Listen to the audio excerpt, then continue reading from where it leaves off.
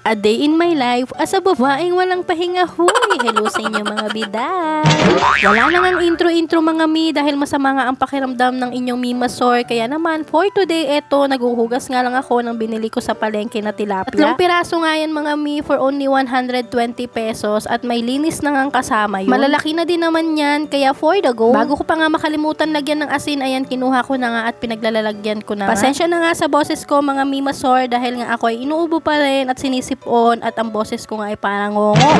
By the way, kinuha ko na nga rin itong sobra naming kanin at ito, hinuhugasan ko na nga itong kaldero para nga makapagsaing na din. 4 na gatang nga ang sasaingin ng inyong mimasor para nga hanggang bukas na din.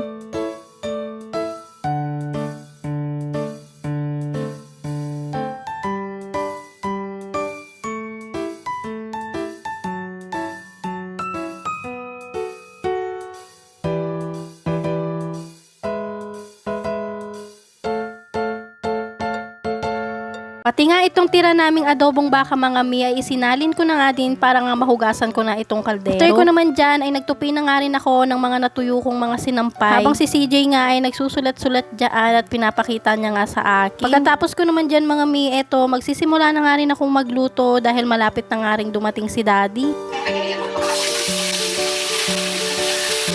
Habang hinihintay ko nga maluto yung isda mga mi, eto nagprepare na nga rin ako ng sausawan namin ni Daddy. Naghiwa nga lang ako ng kalamansi at nilagyan ko nga rin niya ng Knorr seasoning. Naluto na nga rin yung first batch mga mi, kaya sinalang ko na nga din itong mga second batch.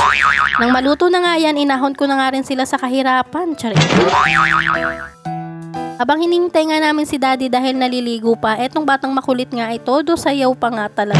Natapos na nga rin sa pagligo si Daddy kaya naman eto, kumakain na nga din kami. Thank you po Lord sa araw-araw na pagkain. Kain tayo mga mi! Katapos naman namin kumain mga mi, eto, pinagpalit ko nga ng punda at bedsheet si Daddy. Habang ginugulo nga siya ng batang makulit.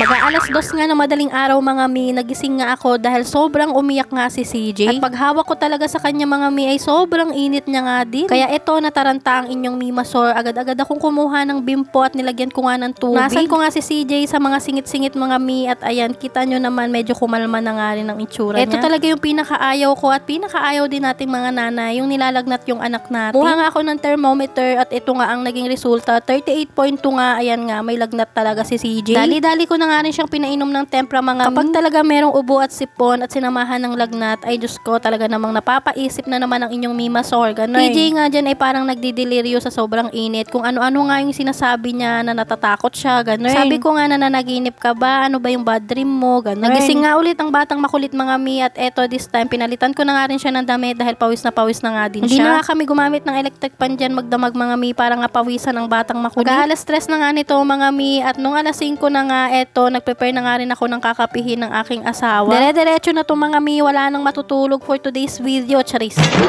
Straight duty kasi siya kaya eto, magpe-prepare ako ng kanyang babaunin.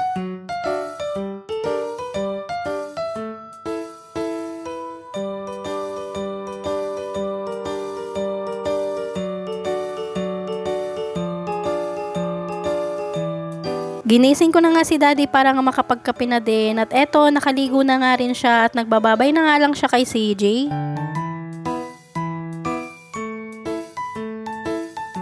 At yun lang muna for today mga mawe!